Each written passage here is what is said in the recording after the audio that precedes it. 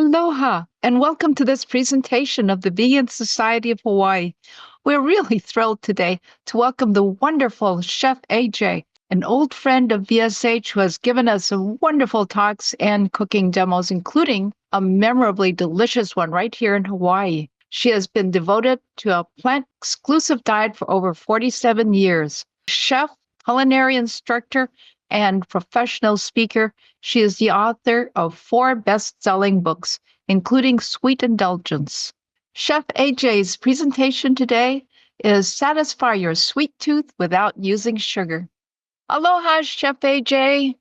Aloha. Thank you, everyone at VSH and everybody watching. I am Chef AJ, and I am actually going to be doing a demonstration, not a talk, from my new book, Sweet Indulgence, which came out in August. It's over 157 recipes that are sweetened naturally with the fruit, the whole fruit, and nothing but the fruit.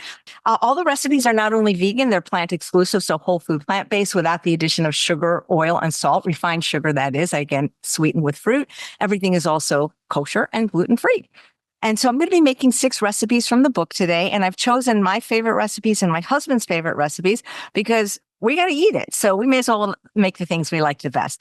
And I've also picked recipes that were easy because I know nobody wants to spend too much time in the kitchen. And most of these recipes don't even require an oven. I'm not a raw foodist. I did go to raw food culinary school, but I actually like uncooked desserts better because they generally take less time to make because you don't have all that cooking time and baking time. So I like things to be very easy. So the first recipe I'm going to make, and it might be my favorite recipe in the book because I make it all the time. These are the thumbprint cookies. They're so easy to make, and you technically don't have to bake them. So I do have options for people that are exclusively raw, how they can make this cookie raw. I'm not going to do that though. And I'm doubling the recipe because this is one of my favorites and I like to have a lot of them. I'm primarily going to be using only one piece of equipment, which I think is really the only piece of equipment you really need to do most of the recipes in the books. There are some options to do things in an air fryer or dehydrated, but for the most part, you're going to want a food processor. The bigger, the better. The Breville is the best if you can afford it, and always get the biggest or the best that you can afford. And we are going to be using what's called the S-blade. You always want to make sure if you're doing something like I'm going to be doing where I'm grinding oats into a flour-like consistent or nuts or seeds into a flour-like consistency, that it be dry, because even just a little bit of water left over from having washed it will turn it into a paste instead of a dry kind of flour. So you want to be mindful of that. And if it doesn't dry adequately, just take a little blow dryer. And that's one great way to try it.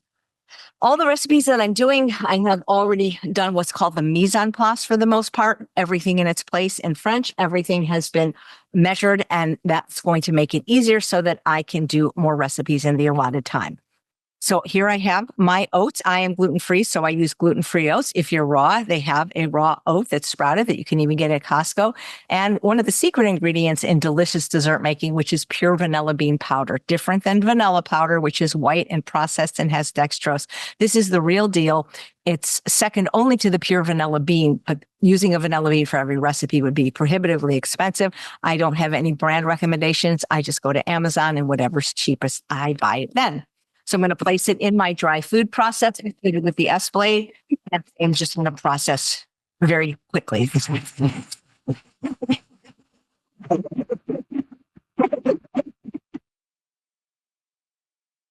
That was 8 seconds because there's a little timer. So I don't mind that there's still whole oats there. I actually like the toothsomeness of not having it processed all the way into a flour. But if you would prefer that consistency, you can buy oat flour. It's more expensive than grinding it yourself in your high-powered blender, but you're more than welcome to do that. And then I'm going to add my dates. I use primarily the Deglet Nord dates because they're the cheapest, and I use so many. I get them at Costco for about $2.69 a pound, organic and pitted. I say pitted because the bag says pitted, but invariably, you almost always find a pit. So I'm going to place that in the food processor. And truthfully, there have been times that I just throw everything together and it works just fine.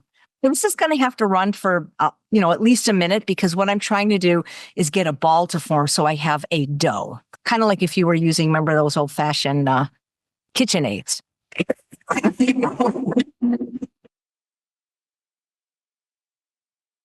When it does that little shaky shake thing, that often means that it has found a pit or a date that's too hard. Like I said, I am doubling the recipe so I can have more. This one's pretty hard. I'm going to move that for just a moment.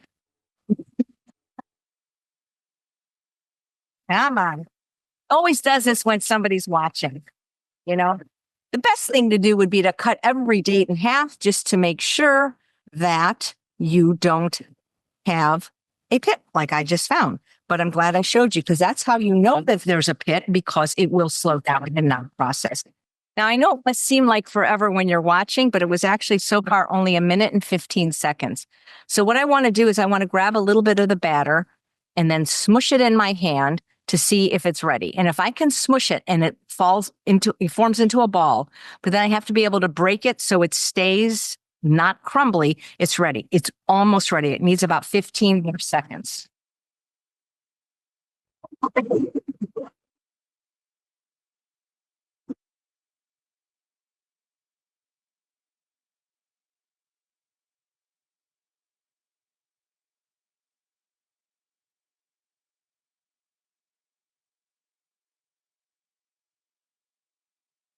And that should be good.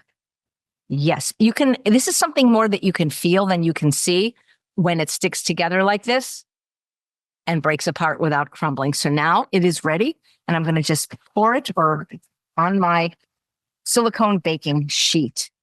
I love this so much. They don't make these anymore, or at least they haven't been available for a while from QVC. I like this better than the Silpats, which are reusable ones, because this has hard edges. It's really easy to pick up and put into the oven. And I don't care for using parchment paper because that's kind of environmentally not very good. So I'm just going to form this into one big ball. So the recipe makes only 6 to 8 cookies, but I doubled it because I want more. And any of these little crumbs here where it's not sticking, I will just get rid of. And so this can be a crust for so many different things. And I use this to make the rustic fruit tart. So really, it's just oats and dates with a little bit of vanilla.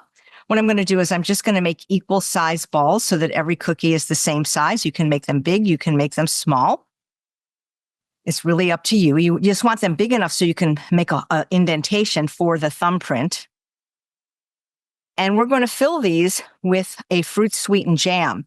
And you can make your own fruit sweetened jam from the recipe in my book, which is basically just fruit of your choice. It could be fresh or frozen, but it should be sweet if you don't want to have to add sugar, and chia seeds.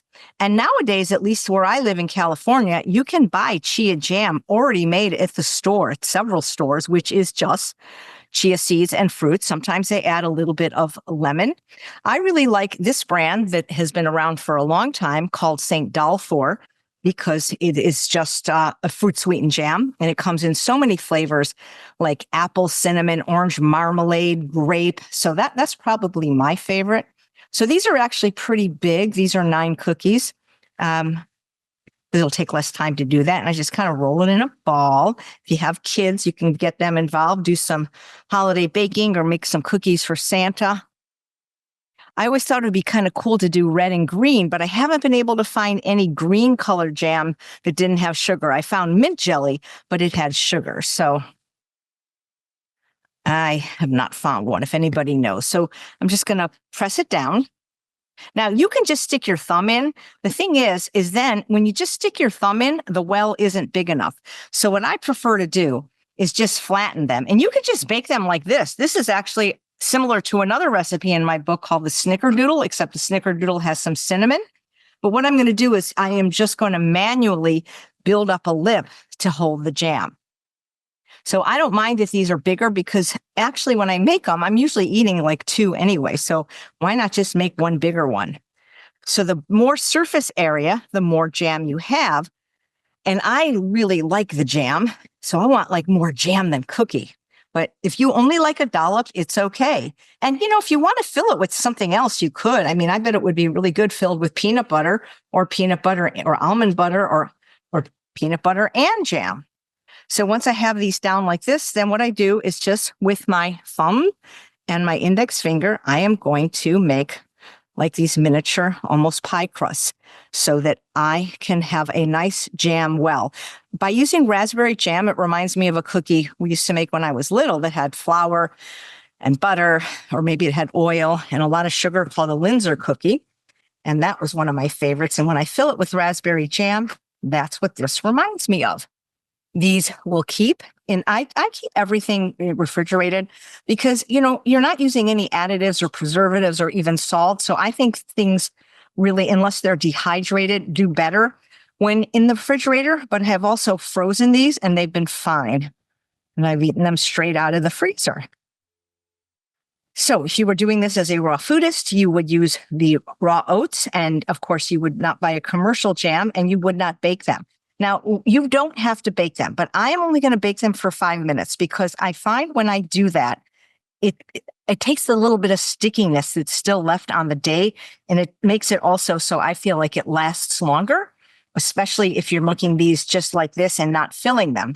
But the reason I bake them with the jam is because when the jam gets heated, it does something really cool to it. It gets it kind of like glossy, and I don't know, it's just good like that. So sometimes when I do this, I use a different flavor jam for every single cookie. And it looks really beautiful on the plate because, a jam like orange marmalade would be orange, and then raspberry would be red, and blueberry would be blue, and the cherry's a different shade of red. So it's just kind of pretty when you do that, like a little rainbow effect. And I'm going to be making some other things today. Like I'm going to be making a peanut butter mousse and a chocolate mousse. And honestly, you could fill the cookie with that. Now, I don't know if I would bake those things, but what I'm saying is you can fill it with whatever you like. And when you make this recipe as written in the book, it literally only makes 6 very small cookies. So this made 9, fairly large cookies. So this will be good.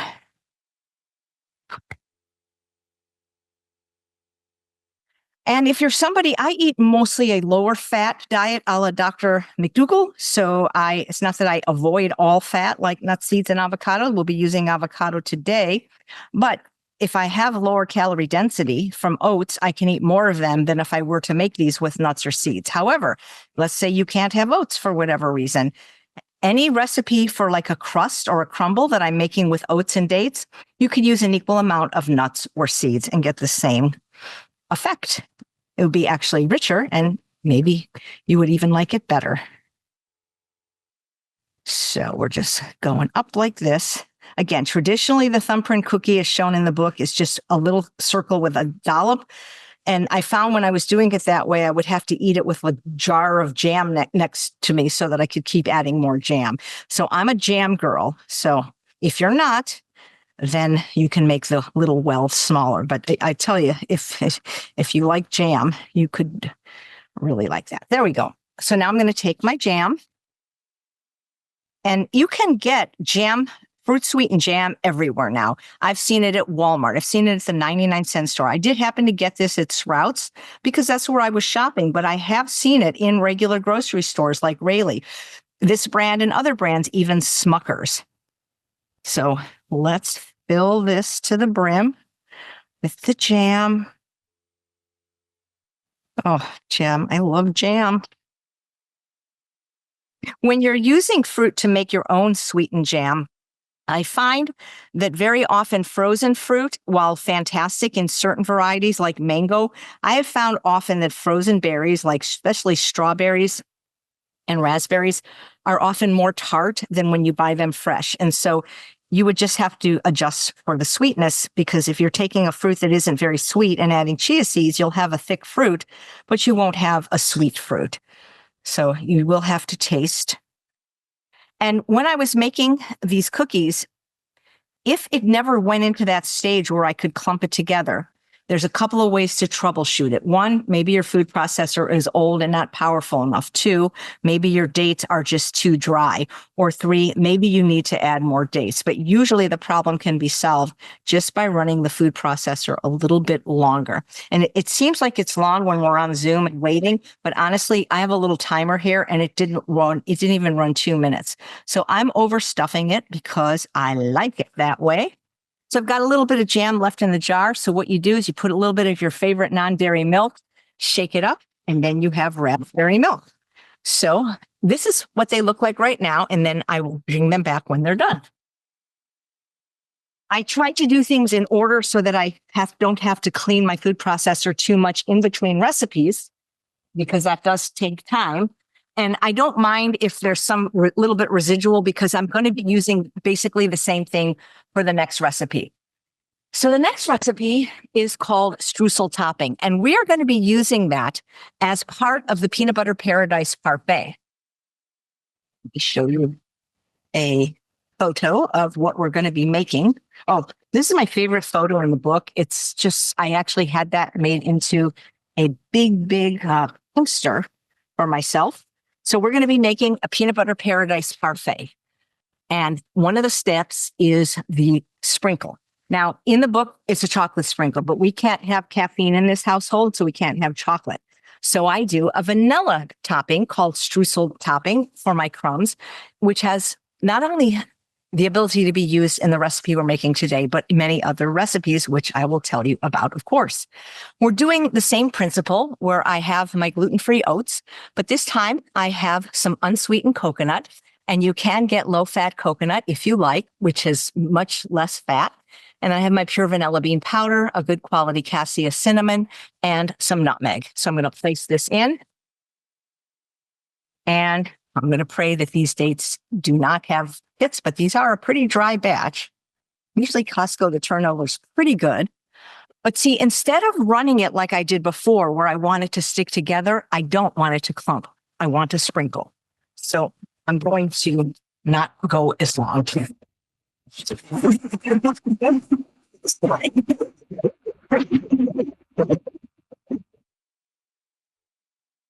After 10 seconds, I'm just going to check it to see if my dates, they're not quite all pulverized yet, because I want this to be a sprinkle. So I'm going to go a little bit longer, but I don't want to go too long, or then I'll have another cookie or another pie crust.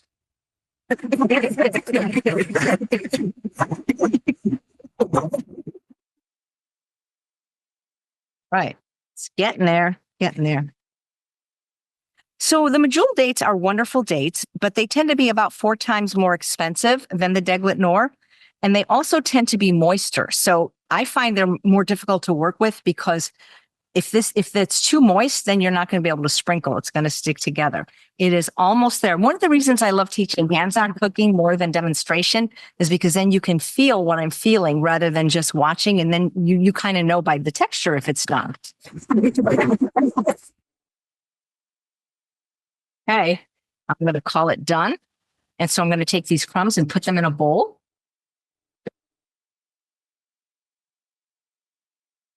I'm not going to be using them all for this recipe, so I do other things with the Streusel topping. I use it for the cherry cobbler. I use it for the buried treasure and the cherry treasure. I use it for the quick pear delight. I use it for the apple pie that won't make you die. So it has many, many uses. You can just keep this in your refrigerator. And let's say you want dessert one night, but you just don't want a piece of fruit. You can take your fruit, like an apple or a pear, use one of those slicers that makes it into 16 slices, sprinkle this on top, microwave it for a minute or two, and then you have just an amazing special dessert that didn't take long to make. So we'll just put this aside for now, and we're going to come back to it with the parfait. So next, I'm going to make the chocolate faux-nuts. But since we don't do chocolate, I'm going to be using carob powder. But I want to show you what they look like when you can use chocolate, because carob powder is much, much lighter. And so it's not going to look chocolatey if you use carob. Now, carob doesn't really taste like chocolate. It has a flavor all of its own, but it's really quite delicious. But if you're looking for a chocolate substitute, I don't think they really taste similar, but you can use them interchangeably the same amount. So if a recipe calls for cocoa powder, it can be processed cocoa powder, it can be raw cocoa powder or cacao powder, or it can be carob powder. And carob powder can come in raw or roasted as well. So I'm going to make these chocolate faux nuts, and you can see that Streusel topping is one of the things that is on the faux nut, but we are going to use carob powder instead. So we have our oats and our pure vanilla bean powder, and we have our carob powder. That's the oven. This shows it's preheated, so we're just going to let this go for a sec.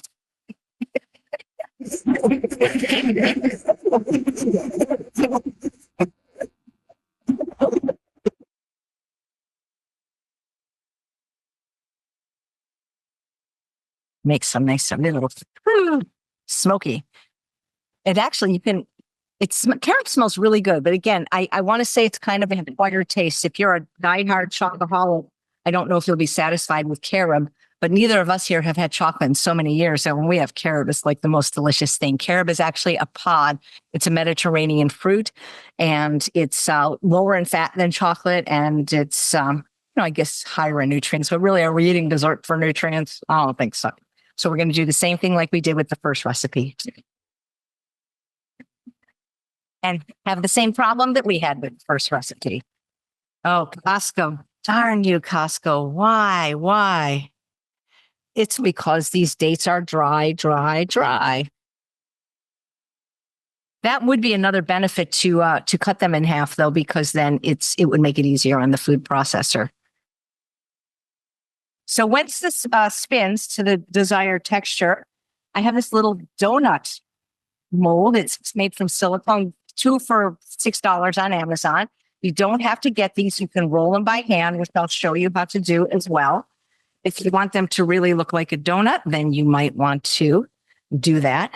These are hard as rocks. That is the problem. Just so you know, it's not the food processor. The dates are super hard.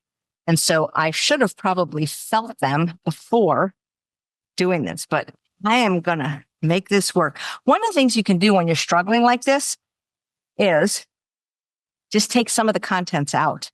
And that can make it easier on the food processor, because if the food processor burns out during this demo, it's going to be hard to finish it. So let's just take some of them out and see if that'll help.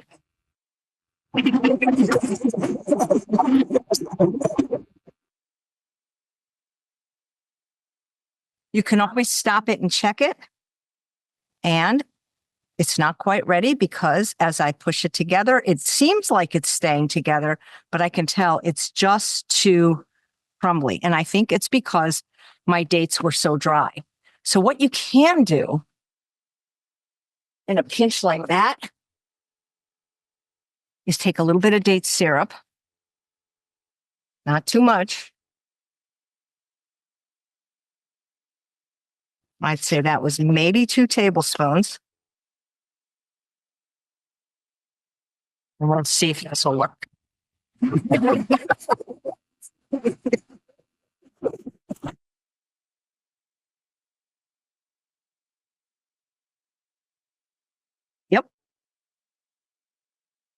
Yep.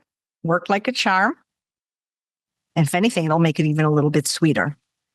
So let's just go a little bit farther.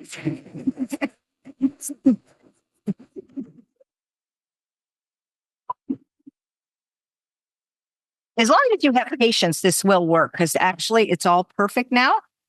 And so what I'm going to do is I'm going to press it into something.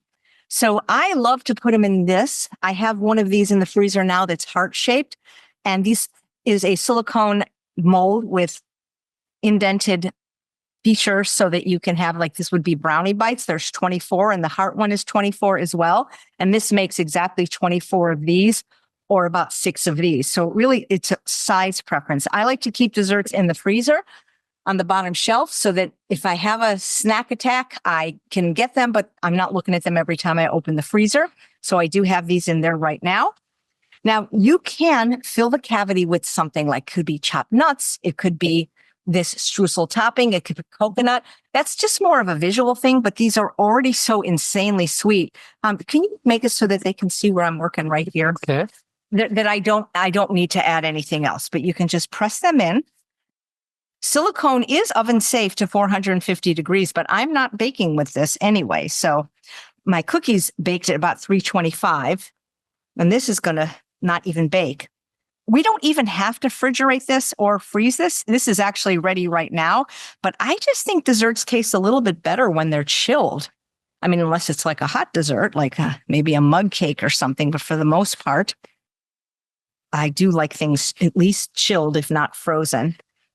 It takes it longer to eat when they're frozen, and that's the enjoyment lasts even longer. So that's another reason I like to keep them frozen. And if you keep them in a good piece of freezer Tupperware or in a, even a Ziploc bag, they will last for a very long time.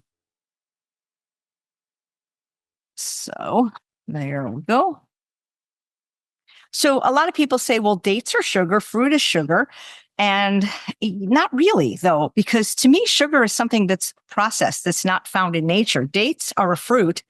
And I used to live in the date capital of the world, Indio, California, and they would just fall right off the tree and you could eat one. I mean, if once it fell to the ground, you might not want to pick it up. But the point is, fruit, whether it's dates or other fruits, these are whole natural foods that are found in nature. They have water and fiber, vitamins, minerals, phytochemicals, antioxidants, micronutrients. Sugar just doesn't have anything in it. And, my litmus test is, can I make it in my own kitchen? Yes, I did use a commercial date syrup that's organic. But when I started doing this and I stopped eating all processed sweeteners on July 6, 2003, I just made my own date syrup. I don't do that anymore because it doesn't save me any money. It's cheaper to buy it. You can get it on Amazon now, actually delivered the same day, or at Walmart. And it certainly doesn't save me any time, because to make date syrup is a very labor and time-intensive process, sort of like reducing your own balsamic vinegar. You have to boil and boil and boil and reduce and reduce and reduce and blend and strain. It's like it's just not worth it to me. But mostly I don't use date syrup. Mostly I just use the whole dates as you see me use them today, or I blend them into a paste, which we'll be using for the peanut butter recipe. I just make date paste by taking, the ratio in my book is different depending on the recipe, but it's basically pitted dates soaked in some liquid and then processed in the food processor or with a stick blender. I now make my date paste in the Instant Pot. If you're a raw foodist, that you wouldn't do it that way, but that's just the easiest way. And then I can cook, 2 to 3 pounds at a time and keep it in my refrigerator or freezer. And so that's basically what you do. And then you pop it out and have a donut, or a faux nut in this case. Chilling it does help it stick together. But let me show you. You don't have to have this mold. I'll show you how to make one without it, but I do want to fill these so that I can get the food processor empty for the next one. But if I wanted to make it without a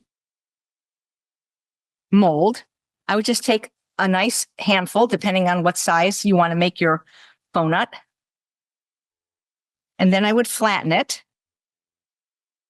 I'd make it as round as possible. I have a little circle cutter that is used for coring apples or taking the seed packet out of cucumbers. I would use that, or you could just take a knife and cut a hole in it. Now, if you do use chocolate powder, cocoa powder, that is, these will be very dark and very chocolatey, like the photo in the book. So you can make it without the mold, and it looks almost exactly the same. And look, I put it in the mold. And how did I know to grab exactly the right amount? Remember Jack LaLanne? He used to say, the only good thing about the donut is the hole. But they used to sell donut holes at Winchell's, a bakery where I used to live. And I liked the holes better because you got more of them. You could have like a dozen donut holes, but you wouldn't want to eat probably a dozen donuts. Hopefully. Okay. So yeah, it always makes at least 6. And you can overstuff these too to make them bigger.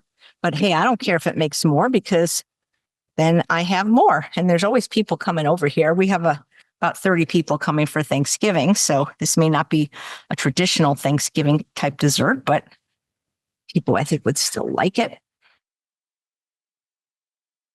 But I do, when you have time, it is fun to make it small because they're cute. And they're small. So it made 9. It's funny. 9 is the number of the day because the cookies made 9 too.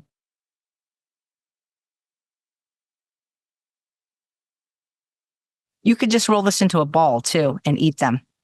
It doesn't have to be pressed into a mold. So got that going on. And I did this in this order because then I don't want to have to take the time and wash my food processor between recipes. Because the next recipe I'm going to do is also going to have some carob powder. It is a chocolate mousse, but I am using carob. Just put this aside. Wash my hands real quick. In the water. So we are going to be using avocado for this next recipe. And it can be made into a mousse or it can be made into a pie. I just happen to have a pie crust on hand. So depending on how much filling I have, maybe I will turn it into a pie. And again, I'm not going to worry so much about cleaning well, actually, in this case, I am going to clean the blade because I want the mousse to be smooth. I don't mind if there's some carob in there, but I am going to take the time to wash this blade because I don't want it to have little remnants in it. So give me a second there to do that. It would be nice to have 2 food processors, but they do take up a lot of space, especially the jugglers, or just 2 blades or 2 canisters. That's probably a better way to go, especially if you're doing demos or using it a lot. But again, there's other food processors that aren't as expensive as the Breville they're pretty good. You know, I didn't always have a Breville. I had a Hamilton Beach that was $87 at a hardware store. I think I got it, or maybe I got it at Walmart. It's good. It's just that I like to have a bigger machine because then I can do more and it's more powerful and it takes less time. When I do these demonstrations, like I've been going back to a lot of in-person events and I have to use a not very powerful food processor, what seemed to take forever here, that minute and a half to make the cookie, I mean, it could take 5 or 6 minutes with a less powerful food processor. So that is one of the reasons you might want a more powerful one if it's something you use all the time. But a lot of people say, well, I have a Vitamix. Do I need a food processor? Well, unless all you want to do is make smoothies and hummus, yes, because they are not interchangeable. Really, to use a high-powered blender, you do need some kind of liquid. If you tried to do these recipes in a blender, you would burn out your blender. So, okay, so now we've got some avocados. I actually got these at Walmart. They were amazing how the price was so low. And I have my carob powder and my vanilla bean powder already measured out. I put the ripe avocados upside down so that I need to use these first. And this is a chilled recipe, but the avocado does not have to be chilled at the beginning, just before eating. So one of the reasons you often see avocados with bruises is because people aren't always squeezing them to see if they're ripe. But if you squeeze them this way, then you're not going to bruise it. Always make sure it has this little pit, or not pit, but the stem in there. Since I'm doing this as a mousse, I don't mind so much the brown. If I was doing this as, like, say, to serve as slices on a dish or for guacamole, of course, I would take the time to cut that out. So if for some reason you can't have avocado, you could do this with tofu. We're going to be using tofu in the peanut butter recipe. I'm allergic to soy and I want to be able to eat this. So can you use avocado in the peanut butter recipe? Well, the problem is the green may not look so good with the peanut butter. I don't know. I haven't tried it, but I know for the chocolate mousse, because we do this at Rancho La Puerta, that I teach in Mexico. And when they cannot get the tofu in time, they always have avocado. And so we substitute really for like a 1-to-1 ratio. And I probably could have done this in advance a little bit, but, avocados do tend to brown. So I figured we would just wait. And I just squeeze the pit out. You can buy frozen avocado, at least where I live. They have it at Walmart, and they often have it at Trader Joe's. In some stores, it's in cubes. In some stores, it's just the whole avocado without the pit. So I would say these are medium avocados. And since the recipe calls for large and I'm doubling it, I'm going to add a little bit more, at least 1 more, maybe 2 more. So the avocado gives it a really nice mouthfeel, as if you were having like a real mousse, which is normally made out of things like egg yolks and heavy cream. This one, the brown is just too much, so I'll avoid that. Just use the green part. Let's see how that looks. I'm going to just blend this and just see about how much I have before I add my other ingredients.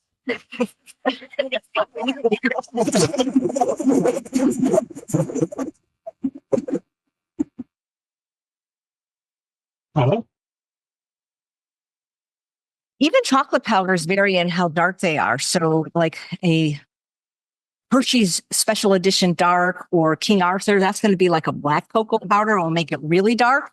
And other brands are just very light, almost as light as the carob. So if you want it really dark, then use a very dark colored one.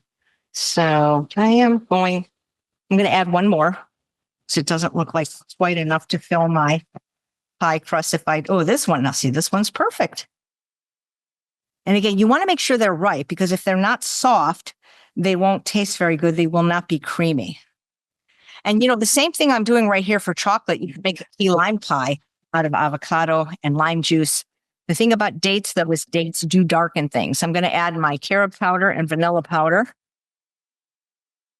and my date paste. So I made this yesterday. This is 2 pounds of date paste, just dates and water, cooked in the Instant Pot or literally a minute.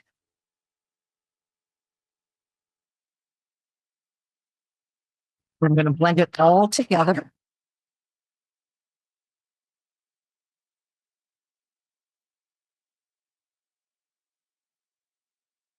Oh, it smells really good. Then you take your spatula so that you can scrape down the sides. I mean, it really does look like a chocolate mousse, but it's just so much thicker than, say, just a pudding.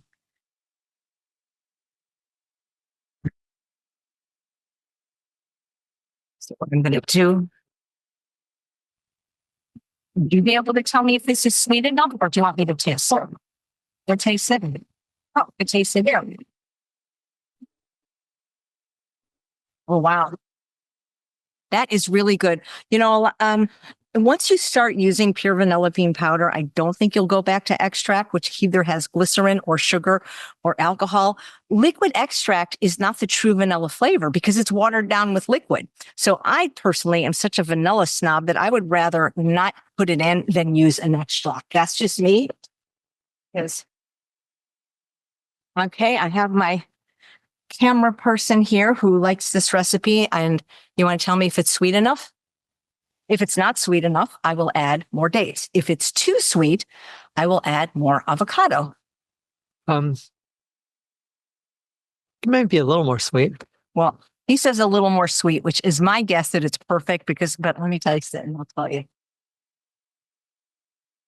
Because we are having company tonight and they are not necessarily eating this way. So let's see.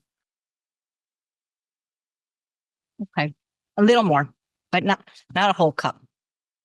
I think it's good, but most people aren't used to eating without sugar. And we will test it again. That's the beauty of dates.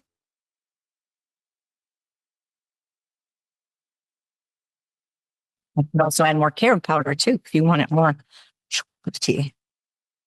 We will get new spoons for this so that no double dipping in this house. One for you. One for me. What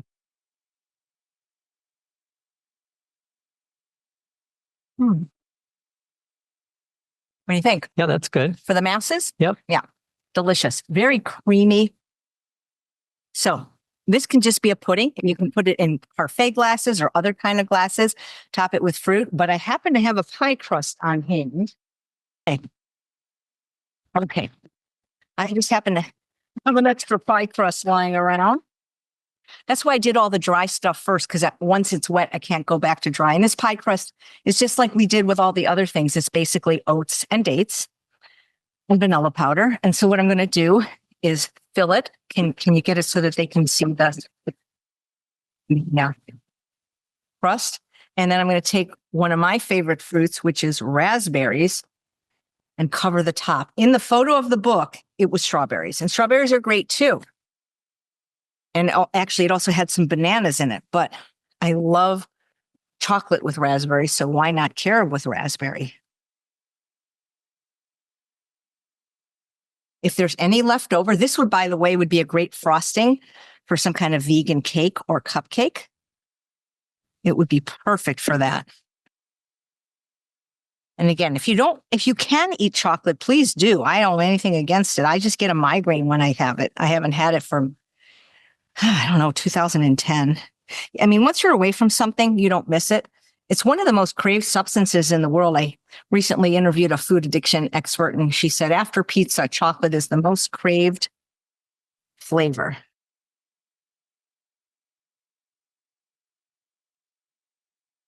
So I doubled the recipe in the book in order to fill a pie crust. Just push it out to the end. I want to show you a really cool trick for getting the mousse off your blade, because anything you do like a mousse or a hummus, it tends to kind of gather around the blade. So what you can do, I'm just going to get an offset spatula. This is a cool little tool. These are about $7. It's easier for smoothing because it's beveled, but to get this extra mousse, you just put it back on the base for like a second. And then what happens is the blade has now cleaned itself through the magic of centrifugal force. And there is just a lot more mousse in there that a lot of people I've seen throw away in cooking classes because they just didn't want to clean the blade. So let's get this over the top. I've never sprinkled the streusel topping on the mousse. I think it might just be too rich because, again, anytime you use fat, whole food fat like nuts, avocado, coconut, it's going to be much richer. So I think that might be overkill and also too sweet. I'm also going to serve this with a raspberry coulis. Coulis is just a fancy word for sauce.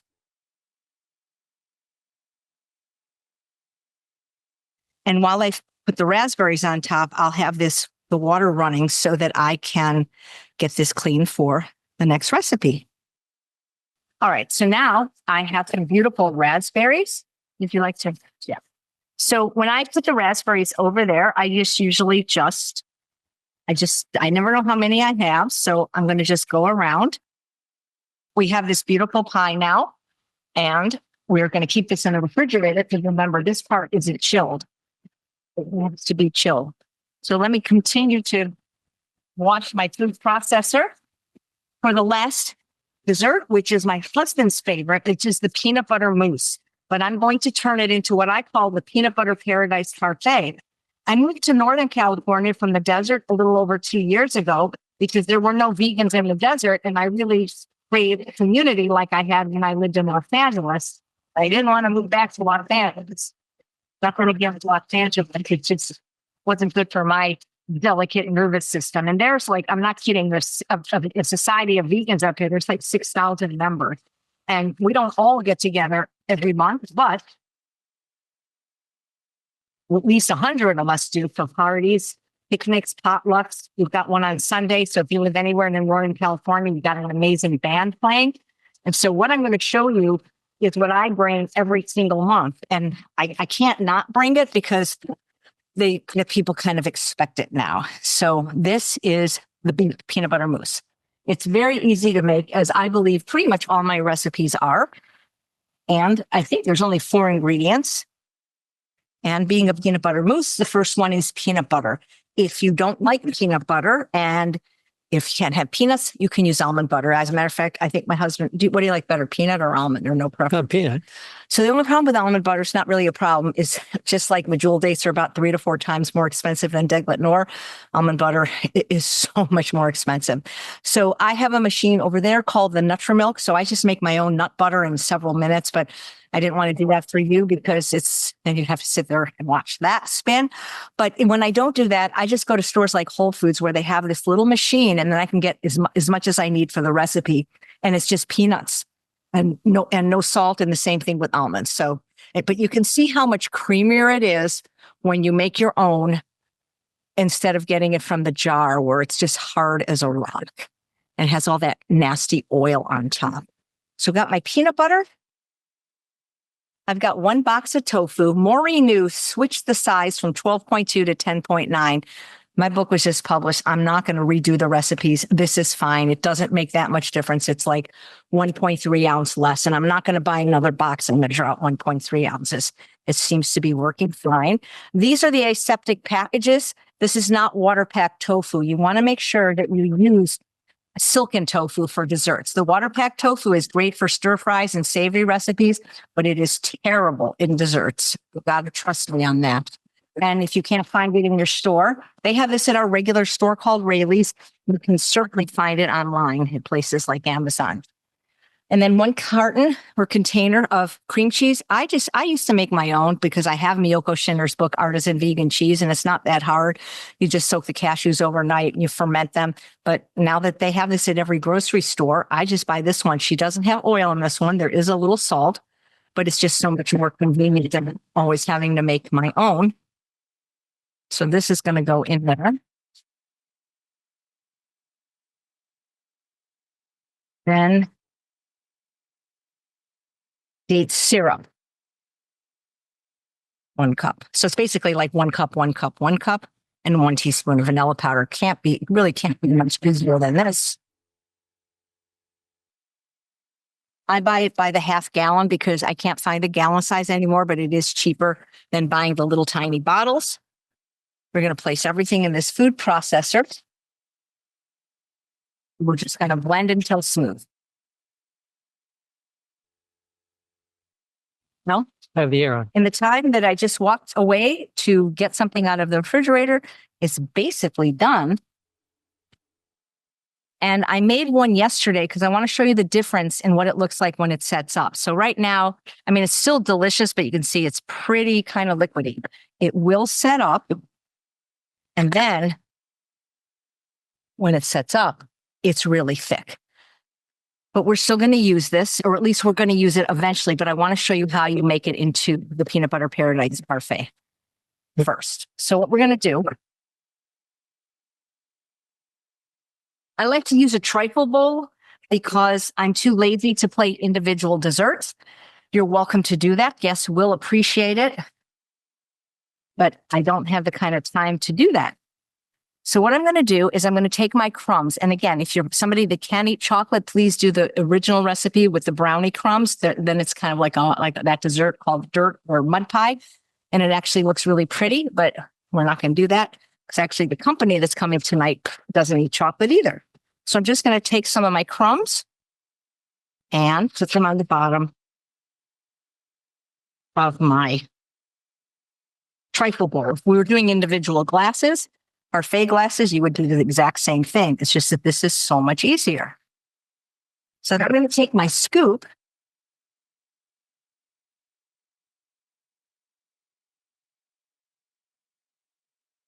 and just drop it down. You can see that when you let it chill like this, then it's like the perfect texture. We're just going to go around.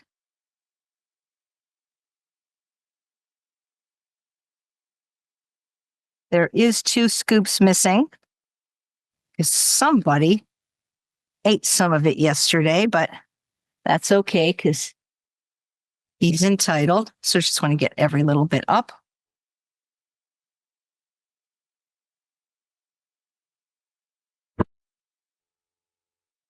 I am going to take 1 scoop from here just to kind of even it out. Totally different texture when it's first made, but that's okay. We're just going to spread it out.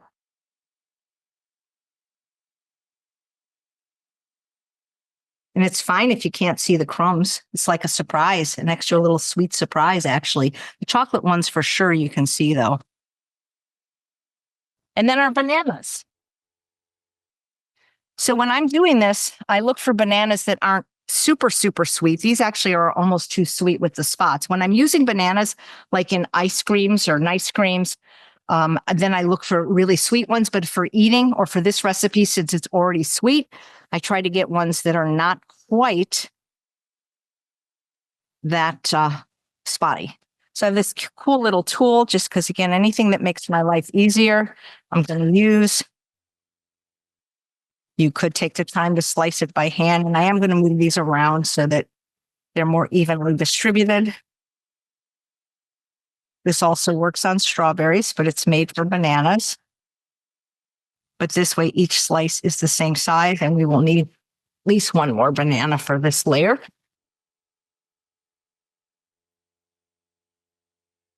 Any way that I can sneak more fruit into a recipe, I will, as evidenced by I'm putting bananas in the peanut butter mousse and strawberries in the chocolate mousse.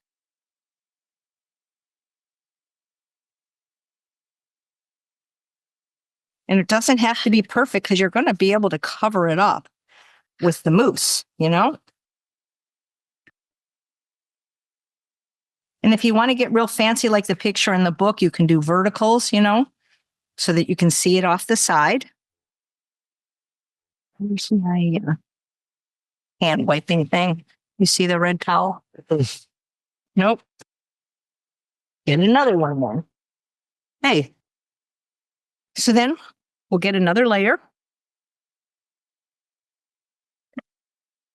of the mousse.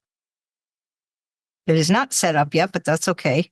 It's not going to like seep through the bananas. You know what I mean?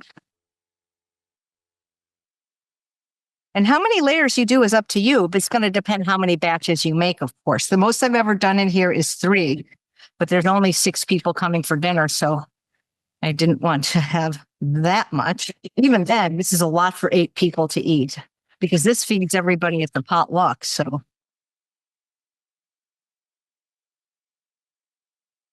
It's very creamy. It's very delicious. You know, I've been vegan for over 47 years, and now there's so many extraordinarily talented vegan chefs that anything anybody can do with animal products can be done vegan. But I've contended for over 20 years that pretty much anything anybody can do with sugar, maple syrup, you know, all the fake sugars and everything like that, I can pretty much do with fruit.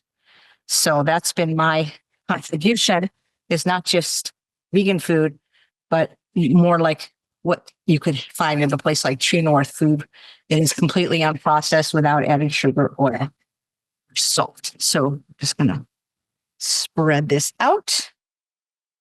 And again, we can't even see the bananas, and that's actually okay. Sometimes it's nice to have a surprise. If you want to be perfect, you can certainly take a paper towel or a towel and wipe the side. That's how much time you have and how perfect you want to be.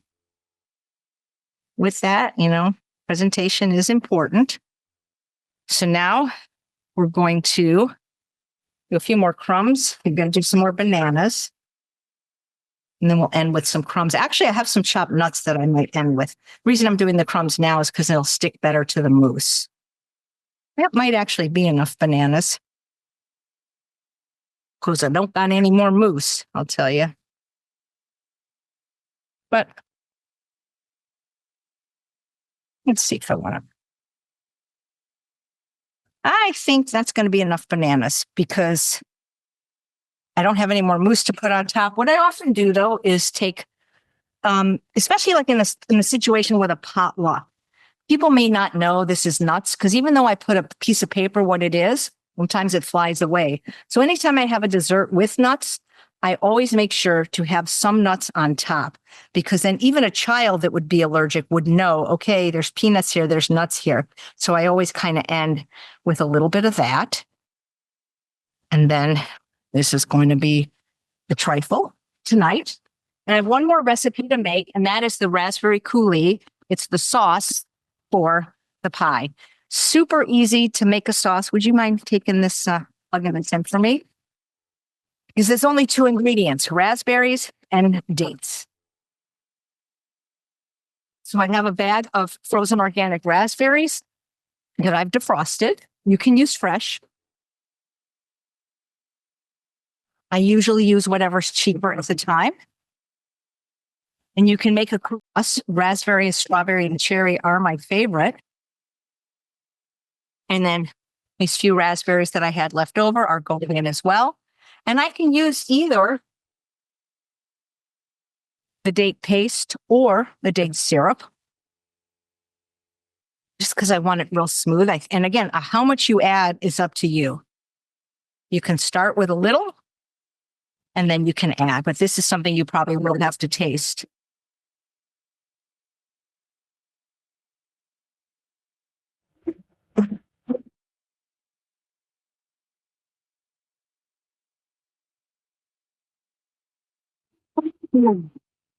So that was 10 seconds because the blender told me so.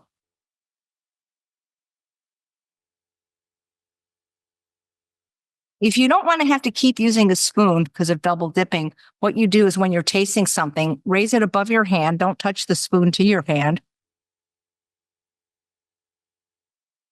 And then you can keep using the same spoon. So what I do is when it's right for me, I add more because I have a less sweet tooth than people that are still eating sugar.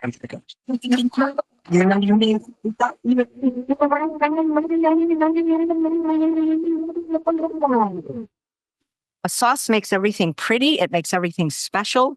Raspberry is so vibrant, even more so than cherry or strawberry, I think. Here, you taste this one. And then tell me if it's enough for you people. More? I think that's good. Good? Mhm. You want it a little bit tart. So now what we're going to do is we're going to pour it into a squeeze bottle. And when I plate the dessert, there will be some on the plate, but then I also put the bottle on the table so that everybody can serve themselves. And it's nice and thick.